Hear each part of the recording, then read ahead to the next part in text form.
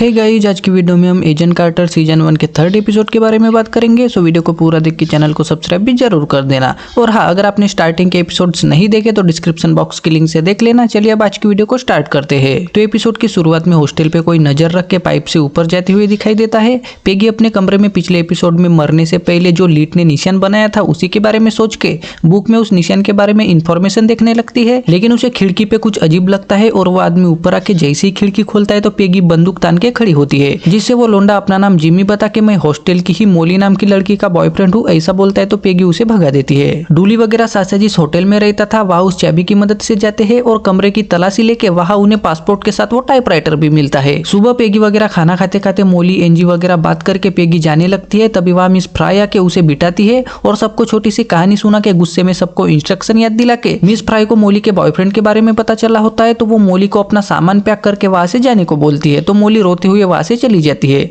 और फिर miss fry बाकी सभी लड़कियों को समझाती है। तभी उसकी बातें सुन के पेगी कुछ सोचती है और वो जारविस से मिलने जाती है। जैक और डूली लीड की बात करके जैक डूली को जर्मनी के फिनो बैटल के बारे में बताता है। तभी वहाँ डैनियल आके उन्हें उस नंबर प्लेट के बारे में बताता है तो जैक वगैरह तुरंत ही गाड़ी के बारे में पूछताछ करने जारविस के पास जाने के लिए निकलते हैं। पेगी जारविस के घर के बाहर आके खिड़की से जारविस को इशारे करती है तो जारविस उसे देख के दोनों स्टार्क और उसकी इन्वेंशन के बारे में बातें करते करते साइड के घर में जाते हैं।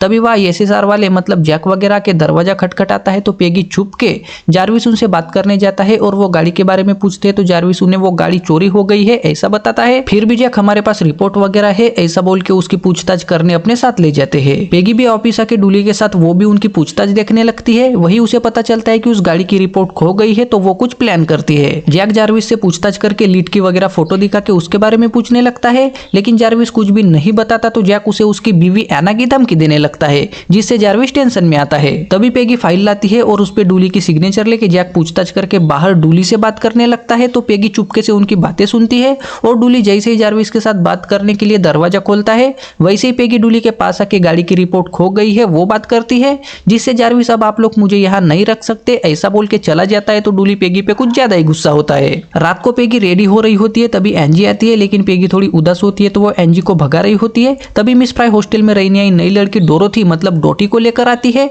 और पेगी से वगैरह मिलवाती है तो डोटी उनसे मिल के खुश होकर थोड़ी बातें करके एनजी वहां से जाते ही पेगी दरवाजा लगाती है। उसके बाद पेगी जारविस से मिलने जाती है तो दोनों एक घर में जाते हैं। वहां अंदर के कमरे में एक बड़ी सी सुरंग होती है जिसमें दोनों नीचे उतर के बात करते हुए आगे बढ़ते हैं और थोड़ी दूर जाने के बाद एक खिड़की के पास आते हैं। पेगी खिड़की में से दूरबीन लगा के देखने लगती है तो उसे एक सीप दिखाई देता है, उस पे लीट ने बनाया हार्ट का निशान होता है तो पेगी थोड़ी शॉक होती है और अगले सीन में पेगी और जारविस उस सीप में जाते हैं, लेकिन दूर से कोई अनजान उन पे नजर रखा हुआ दिखाई देता है। जहाज के जिस कमरे के ऊपर हार्ट वाला निशान होता है पेगी और जारविस उसी कमरे के अंदर जाके देखते हैं तो वहां के बॉक्सेस में चोरी हुए स्टार्क के इन्वेंशन होते हैं तो पेगी उन्हें देख के एसएसआर को कॉल करने लगती है, लेकिन जारविस उसे रोक के एसएसआर वाले तुम्हें 1000 सवाल करेंगे ऐसा वैसा बोल के समझाता है।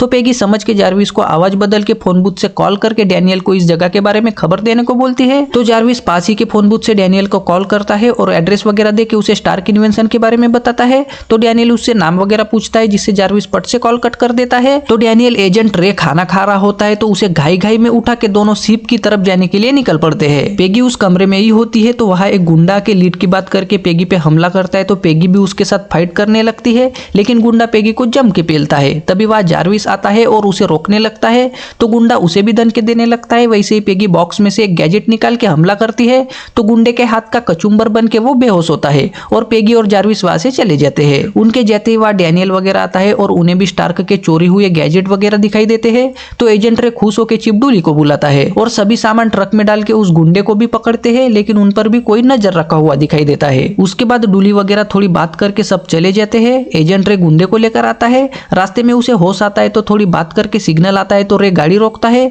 वैसे ही पीछे से एक गाड़ी आके रे की गाड़ी को हल्की सी ठोकता है तो रे उससे बात करने जाता है, लेकिन उस गाड़ी में वो सीप में उन पे नजर रखा हुआ अनजान आदमी होता है और रे के पास आते ही उसे प्यार से मार देता है, साथ में गुंडे को भी मार के वहां से चला जाता है। अगले दिन पेगी ऑफिस में आती है तो सब उदास दिखाई देते हैं और वो अंदर जाती है तो रे के टेबल पे फूल दिख के डैनियल पेगी को एजेंट रे की मौत के बारे में बताता है।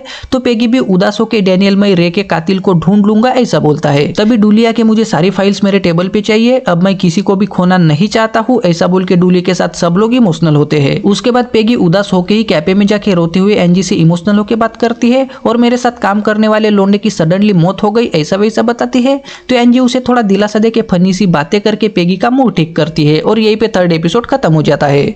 सो गाइज आई होप आपको आज की वीडियो पसंद आई होगी और वीडियो को लाइक करके चैनल को सब्सक्राइब भी जरूर कर देना।